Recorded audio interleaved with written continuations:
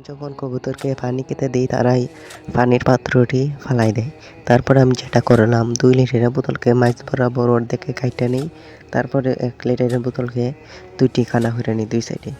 তো তার উপরে একটি নাট লাগাই দিই 2 লিটারের বোতলের অর্ধেক অংশে।